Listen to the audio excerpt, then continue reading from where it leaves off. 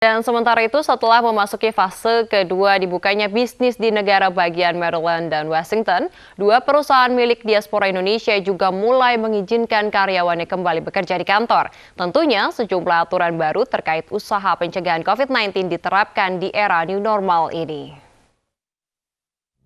Dan kebetulan kita itu di industri yang memungkinkan bekerja di rumah. Jadi selama ini waktu kemarin lockdown itu ya kita 100% di rumah semua ya. Dan sekarang kita mulai untuk masuk kembali. Sejak minggu ketiga bulan Juni, karyawan InPlace Design, perusahaan desain arsitektur di Baltimore, Maryland, kembali bekerja di kantor dengan jadwal bergantian di fase kedua reopening. Tak berbeda dengan bidang usaha lain, karyawan harus menjaga kebersihan dan jarak tempat duduk seperti dijelaskan Haris Kuncoro, pendiri perusahaan ini. Terus kemudian juga sirkulasi udara. Sirkulasi udara itu penting karena sebetulnya salah satu cara untuk flush patogen itu dengan udara bersih ya. Kenormalan baru juga berlaku di WowRack, perusahaan penyedia jasa infrastruktur internet dan server cloud bisnis milik Edward Oscar, diaspora Indonesia di Seattle, negara bagian Washington. Jadi nomor satu, kita itu sudah mengurangi gitu, atau hampir bisa dibilang melarang orang datang kalau nggak penting-penting banget gitu. Dan kalau orang yang mau masuk ke office kita, yang misalnya itu misalnya vendor atau delivery atau apa, itu ada satu tempat kayak holding room gitu. Jadi mereka cuma boleh masuk ke dalam sana doang gitu. Namun Edward juga memberi pilihan bagi karyawan untuk tetap bekerja dari rumah hingga akhir tahun 2020.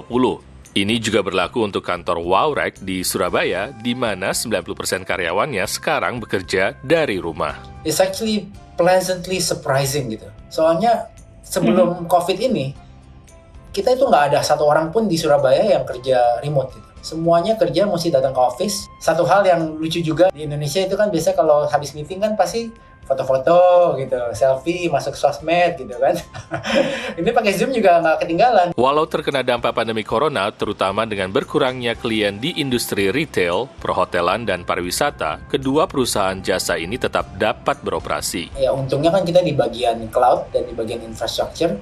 Jadi di zaman pandemik ini, justru kebanyakan bisnis itu butuh kan cloud dan IT gitu.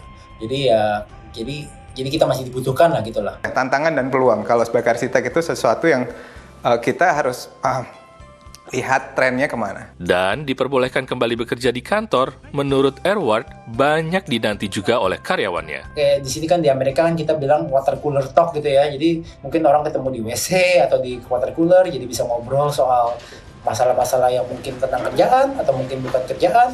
Jadi banyak orang yang miss kayak gituan juga gitu. Ini juga diakui Haris, walau dapat dilakukan dari rumah, tapi interaktif tetap menjadi bagian penting dalam proses bisnisnya. Jadi kalau kita rapat, kita melihat gambar bersama gitu ya, itu masih tetap harus dilakukan nggak terlalu sering. Terus kemudian juga kita misalkan memilih material untuk bangunan, nah gitu harus lihat langsung itu, bagaimana teksturnya, bagaimana warnanya kalau kena matahari. Dari Baltimore, Maryland, dan Seattle, Washington, Ian Umar dan Nia Iman Santoso, VOA.